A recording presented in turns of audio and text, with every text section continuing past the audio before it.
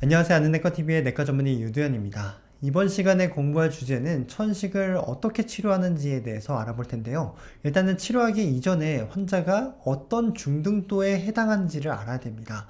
이 중등도에 맞게끔 치료를 어떻게 하는지가 결정되는데, 이 중등도를 1단계부터 5단계까지 나누는데 1단계, 2단계를 경증이라고 부르고, 경증에 대한 기준은 천식에 관련된 증상이 호흡 곤란이라든지 기침, 가슴 답답함, 천명음 들린다라고 말씀드렸는데, 이런 것들이 일주일에 4에서 5회 미만 발생했을 때 우리는 경증이라고 부르고요. 중등도 이상의 천식은 증상이 거의 매일 나타날 때 중등도 이상, 3단계 이상으로 분류를 하고 있습니다. 경증 천식의 어떤 비율을 살펴보니까 전체 천식 환자분들 중에서 적게 잡으면 약 20%, 많게 잡으면 50%까지 된다라고 되어 있습니다.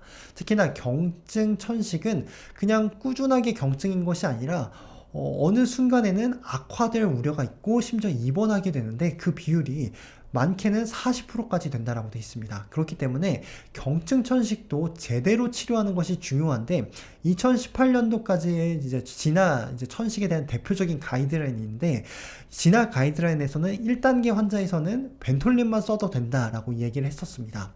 하지만 벤톨린만 썼을 때 사망률이 증가하는 것들이 연구가 밝혀졌고, 다른 흡입 스테로이드제를 썼던 경우보다 이 단독으로 벤톨린을 쓰는 경우에서는 악화가 오히려 더 많이 발생한다더라라는 연구가 발표되었습니다. 그래서 왜 그랬냐 봤더니, 오히려 이 약제를 씀으로 인해서 알레르기 반응이 증가되고 호상구 염증이 더 증가되고 기도가 예민해진다더라 하고, 특히나 베타 수용체가 작용할 만한 그런 수용체가 감소한다라는 것이죠. 베타 작용제가 이제 수용체에 붙고 그로 인해서 평활근을 이완하고 이렇게 증상을 도와줘야 되는데, 완화할수록 도와줘야 되는데, 그런 것들이 다 사라진다는 것이죠. 그래서 벤톨린만 사용하게 되면 악화가 더 많이 발생하고 사망률도 증가하고, 환자들이 이 벤톨린에만 익숙해지다 보니까 이제 흡입 스테로이드제를 기피하는 경향이 발생한다라는 것이죠. 그래서 21년도 진화 가이드라인에서는 이제 벤톨린만 쓰면 안 된다라고 얘기를 하고 있습니다.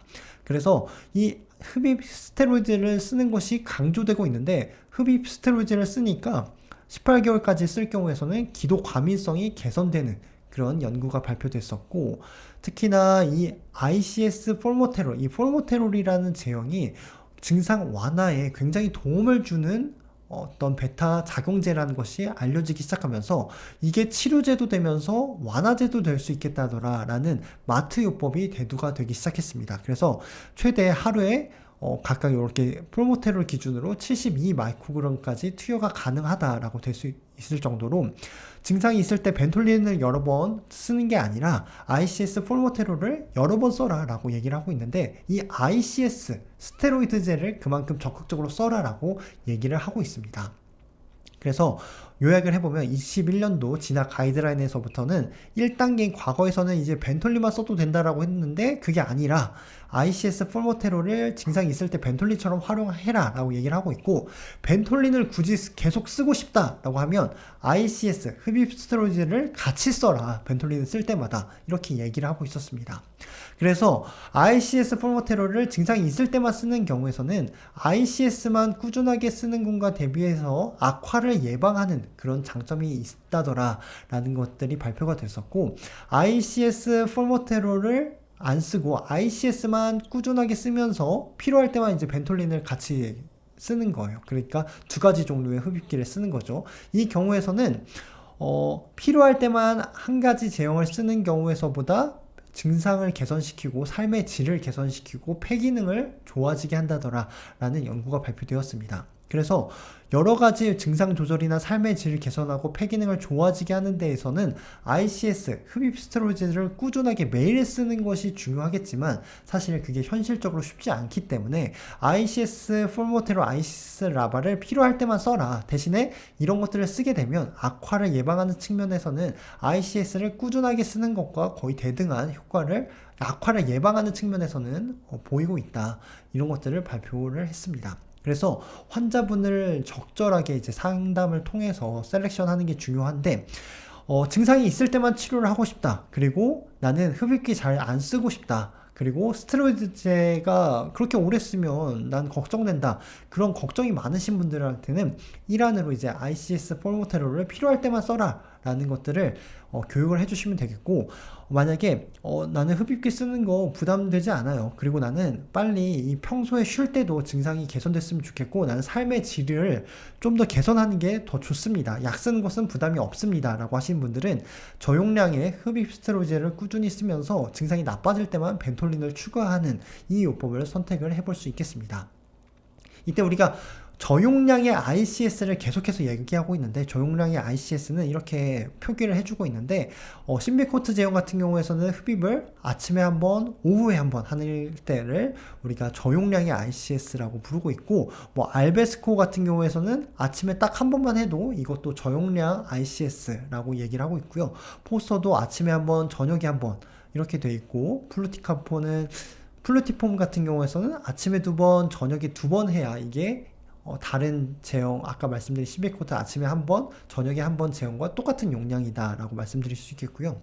여기 또 렐바 같은 경우에서는 아침에 딱 한 번만 쓰면 돼요. 한 번만 써도 앞서 말씀드린 아침, 저녁 각각 한 번씩 쓴 것보다 똑같은 효과를 불러일으키는데, 그만큼 24시간 작용한다라는 장점이 있을 수 있겠죠. 대신에 이제 차이점은, 렐바는 ICS 폴모테롤이 아니라 다른 라바가 들어있기 때문에 마트 용법, 증상이 나빠졌을 때 완화제로 렐바는 쓸 수 없고, 앞서 보여드린 신비코트 포스터만 증상이 나빠졌을 때 우리가 완화제로 같이 조절제도 되면서 완화제로 쓸 수 있다는 것을 기억을 해두시면 좋겠습니다.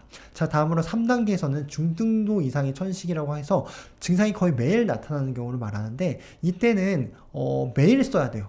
1안, 2안 모두 매일 써야 되는데, 1안과 같은 경우에서는 아이시스 폴모테롤이라고 해서 폴모테롤을 정해줬어요. 그래서 라바를 포스터, 뭐 신비코트, 플루티폼 이 제형만 써야 되고, 2안 같은 경우에서는 렐바, 뭐 아텍츄라 뭐 이런 것도 쓸 수 있어요. 그렇기 때문에 아이시스 라바에 이제 벤톨린을 추가하는 게 2안이라고 말씀드릴 수 있겠습니다. 그래서 우리가 치료의 각각의 1안과 2안을 말씀드리면서 그만큼 ICS를 꾸준히 쓰는 게 중요하다라고 정리를 해볼 수 있겠습니다.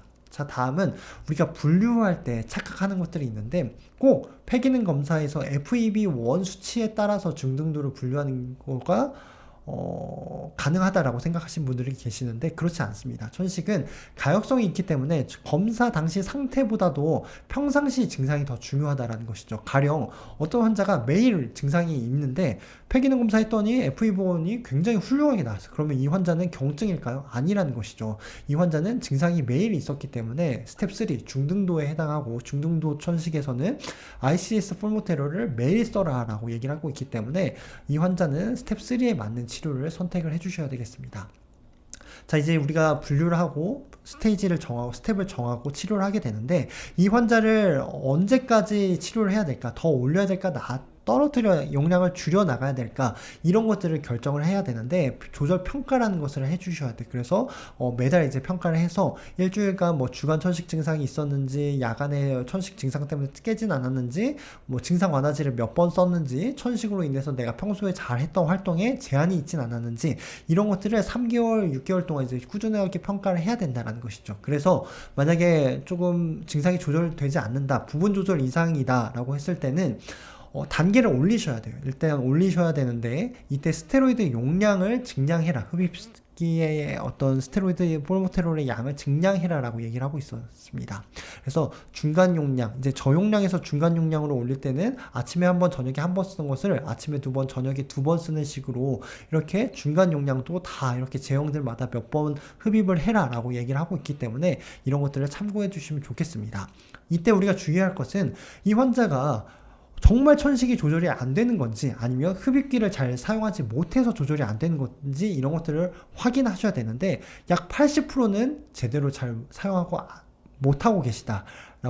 그렇기 때문에 환자분께서 실제 의료진과 이 천식 흡입기를 활용하는 것들을 1대1로 대면에서 보여주시고, 그런 것들을 바로 실시간으로 교정해 주시는 게 이렇게 무작정 올리는 것보다 더 중요하다고 말씀드릴 수 있겠고요. 그리고 혹시나 알레르기 비염이 동반되어 있다면 이런 것들을 같이 치료해 주셔야 천식 치료가 원활하게 될 수 있겠습니다. 그리고 뭐 베타 차단제라든지 혈압약 중에 에이스 억제제라든지 이런 것들이 또 기침을 유발할 수 있기 때문에 이런 것들을 복용하고 있지는 않은지 이런 것들도 확인해 볼 필요가 있겠고, 이런 교육이 정말 중요하다. 아무리 강조해도 지나치지 않다라고 말씀드리고 싶습니다. 그래서 우리가 이제 이 흡입 스테로이드 양을 올리는 것뿐만 아니라 이제 내려야 되는 시점도 있는데, 내릴 때 한 달 정도 안정됐다고 해서 바로 내리는 게 아니라 최소 3개월 동안은 천식이 잘 조절되고 있는 것을 확인하셔야 돼요.